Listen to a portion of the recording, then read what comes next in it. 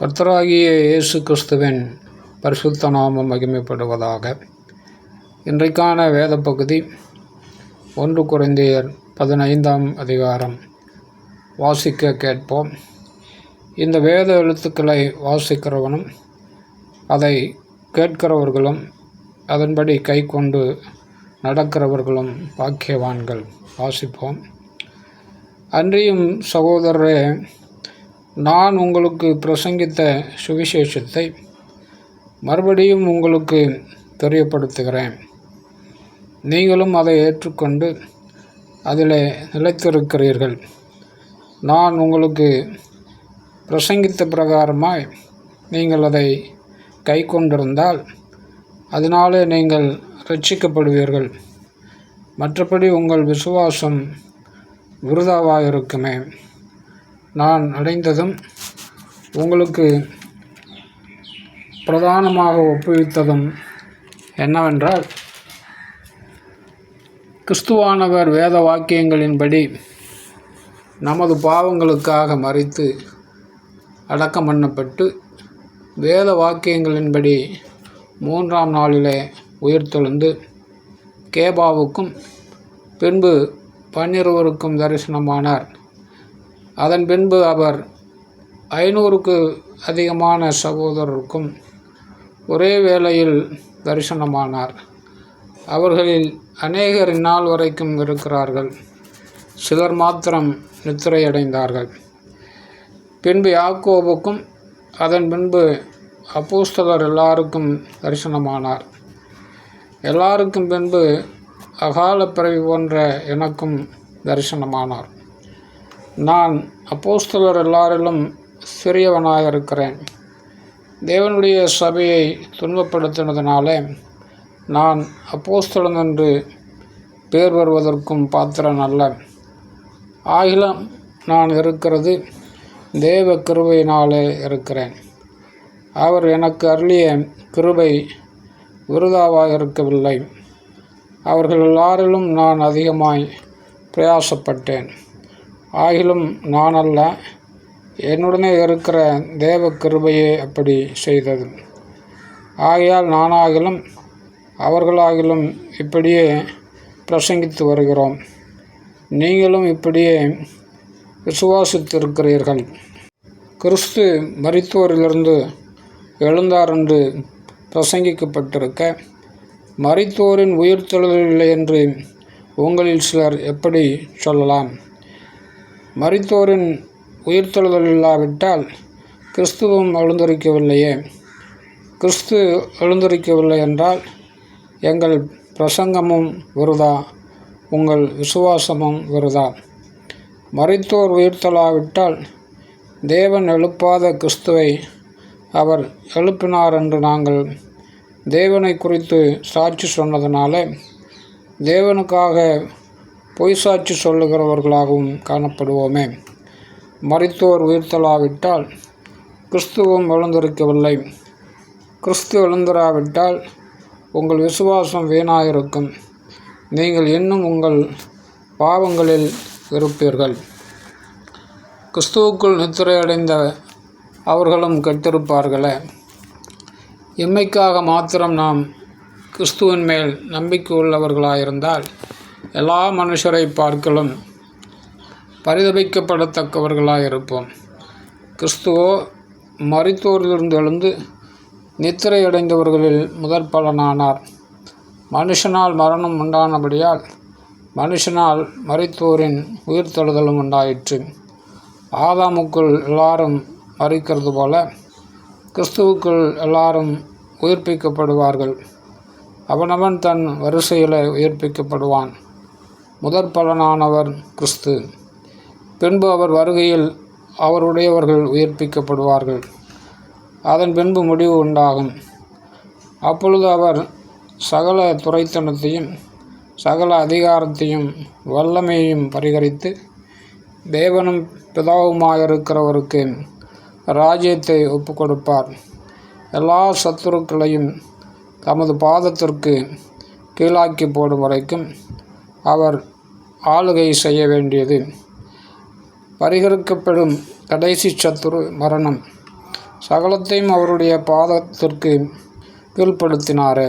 ஆகிலும் சகலமும் அவருக்கு கீழ்ப்படுத்தப்பட்டிருக்கிறது என்று சொல்லியிருக்கும்போது, சகலத்தையும் அவருக்கு கீழ்ப்படுத்தினவர் கீழ்ப்படுத்தப்படவில்லை என்பது வெளியரங்கமாக இருக்கிறது. சகலமும் அவருக்கு கீழ்ப்பட்டிருக்கும்போது தேவனே சகலத்திலும் சகலவுமாக இருப்பதற்கு குமாரன் தாமும் தமக்கு சகலத்தையும் கீழ்ப்படுத்தினவருக்கு கீழ்ப்பட்டிருப்பார். மேலும் மரித்தோர் உயிர்த்தெழாவிட்டால் மரித்தவர்களுக்காக ஞானஸ்நானம் பெறுகிறவர்கள் என்ன செய்வார்கள்? மரித்தவர்களுக்காக ஏன் ஞானஸ்நானம் பெறுகிறார்கள்? நாங்களும் ஏன் எந்நேரமும் நாச மோசத்திற்கு ஏதுவாயிருக்கிறோம்? நான் அனுதினமும் சாகிறேன். அதை நம்முடைய கர்த்தராகிய கிறிஸ்து இயேசுவினால் உங்களை குறித்து நான் பாராட்டுகிற மேன்மையை கொண்டு சத்தியமாய் சொல்லுகிறேன். நான் எபேசுவிலே துஷ்ட மிருகங்களுடனே போராடினேன் என்று மனுஷர் வழக்கமாய் சொல்லுகிறேன். அப்படி போராடினால எனக்கு பிரயோஜனம் என்ன? மரித்தோர் உயிர்த்தெழாவிட்டால் புசிப்போம், குடிப்போம், நாளைக்கு சாவோம் என்று சொல்லலாமே. மோசம் போகாதிருங்கள். ஆகாத சம்பாஷணைகள் நல்லொழுக்கங்களை கெடுக்கும். நீங்கள் பாவம் செய்யாமல் நீதி கேட்க விழித்து கொண்டு தெளிந்தவர்களாயிருங்கள். சிலர் தேவனை பற்றி அறிவில்லாதிருக்கிறார்களே. உங்களுக்கு வெட்கமுண்டாக இதை சொல்லுகிறேன். ஆகிலும் மரித்தோர் எப்படி எழுந்திருப்பார்கள்? எப்படிப்பட்ட சரீரத்தோடு வருவார்கள் என்று ஒருவன் சொல்வானாகில், புத்தியீனனே, நீ விதைக்கிற விதை செத்தால் ஒழிய உயிர்க்க மாட்டாதே. நீ விதைக்கிற போது இனி உண்டாகும் மேனியை விதையாமல் கோதுமை அல்லது மற்றொரு தானியத்தினுடைய வெறும் விதையையே விதைக்கிறாய். அதற்கு தேவன் தமது சித்தத்தின்படியே மேனியை கொடுக்கிறார். விதை வகைகள் ஒவ்வொன்றிற்கும் அதற்கேற்ற மேனியை கொடுக்கிறார். எல்லா மாம்சமும் ஒரே விதமான மாம்சம் அல்ல. மனுஷருடைய மாம்சம் வேறு, மிருகங்களுடைய மாம்சம் வேறு, மச்சங்களுடைய மாம்சம் வேறு, பறவைகளுடைய மாம்சம் வேறு. வானத்துக்குரிய மேனிகளும் உண்டு, பூமிக்குரிய மேனிகளும் உண்டு. வானத்துக்குரிய மேனிகளுடைய மகிமையும் வேறு, பூமிக்குரிய மேனிகளுடைய மகிமையும் வேறு. சூரியனுடைய மகிமையும் வேறு, சந்திரனுடைய மகிமையும் வேறு, நட்சத்திரங்களுடைய மகிமையும் வேறு. மகிமையிலே நட்சத்திரம் விசேஷித்திருக்கிறது. மரித்தோரின் உயிர்த்தெழுதலும் அப்படியே இருக்கும். அழிவுள்ளதாய் விதைக்கப்படும், அழிவில்லாததாய் எழுந்திருக்கும். கனவீனம் உள்ளதாய் விதைக்கப்படும், மகிமை உள்ளதாய் எழுந்திருக்கும். பலவீனம் உள்ளதாய் விதைக்கப்படும், பலமுள்ளதாய் எழுந்திருக்கும்.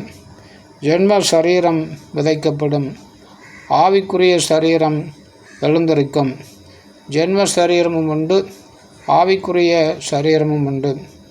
அந்தபடியே முந்தின மனுஷனாகிய ஆதாம் ஜீவாத்மாவானான் என்று எழுதியிருக்கிறது. பிந்தின ஆதாம் உயிர்ப்பிக்கிற ஆவியானவர். ஆகிலும் ஆவிக்குரிய சரீரம் முந்தினதல்ல, ஜென்ம சரீரமே முந்தினது. ஆவிக்குரிய சரீரம் பிந்தினது. முந்தின மனுஷன் பூமியிலிருந்து உண்டான மண்ணானவன். இரண்டாம் மனுஷன் வானத்திலிருந்து வந்த கர்த்தர். மண்ணானவன் எப்படிப்பட்டவனோ மண்ணானவர்களும் அப்படிப்பட்டவர்களே. வானத்துக்குரியவர் எப்படிப்பட்டவரோ வானத்துக்குரியவர்களும் அப்படிப்பட்டவர்களே. மேலும் மண்ணானவனுடைய சாயலை நாம் அணிந்திருக்கிறது போல வானவருடைய சாயலையும் அணிந்து கொள்வோம். சகோதரரே, நான் சொல்லுகிறது என்னவெனில், மாம்சமும் இரத்தமும் தேவனுடைய ராஜ்யத்தை சுதந்திரிக்க மாட்டாது. அழிவுள்ளது அழியாமையை சுதந்திரிப்பதுமில்லை. இதோ ஒரு ரகசியத்தை உங்களுக்கு அறிவிக்கிறேன். நாம் எல்லாரும் நித்திரை அடைவதில்லை. ஆகிலும் கடைசி எக்காலம் தொனிக்கும்போது ஒரு நிமிஷத்தில், ஒரு இமைப்பொழுதில் நாம் எல்லாரும் மறுரூபமாக்கப்படுவோம். எக்காலம் தொனிக்கும். அப்பொழுது மரித்தோர் அழிவில்லாதவர்களாய் எழுந்திருப்பார்கள். நாமும் மறுரூபமாக்கப்படுவோம். அழிவுள்ளதாகிய இது அழியாமையையும் சாவுக்கேதுவாகிய இது சாவாமையும் தரித்து கொள்ள வேண்டும். அழிவுள்ளதாகிய இது அழியாமையையும் சாவுக்கேதுவாகிய இது சாவாமையும் தரித்து கொள்ளும்போது மரணம் ஜெயமாக விளங்கப்பட்டது என்று எழுதியிருக்கிற வார்த்தை நிறைவேறும். மரணமே உன் கூர் எங்கே? பாதாளமே உன் ஜெயம் எங்கே? மரணத்தின் கூர் பாவம், பாவத்தின் பலன் நியாயப்பிரமாணம். நம்முடைய கர்த்தராகிய இயேசு கிறிஸ்துவினாலே நமக்கு ஜெயம் கொடுக்கிற தேவனுக்கு ஸ்தோத்திரம். ஆகையால் எனக்கு பிரியமான சகோதரரே, கர்த்தருக்குள் நீங்கள் படுகிற பிரயாசம் விருதாவாயிராதென்று அறிந்து நீங்கள் உறுதிப்பட்டவர்களாயும் அசையாதவர்களாயும் கர்த்தருடைய கிரியையிலே எப்பொழுதும் பெருகுகிறவர்களாயும் இருப்பீர்களாக. ஆமேன்.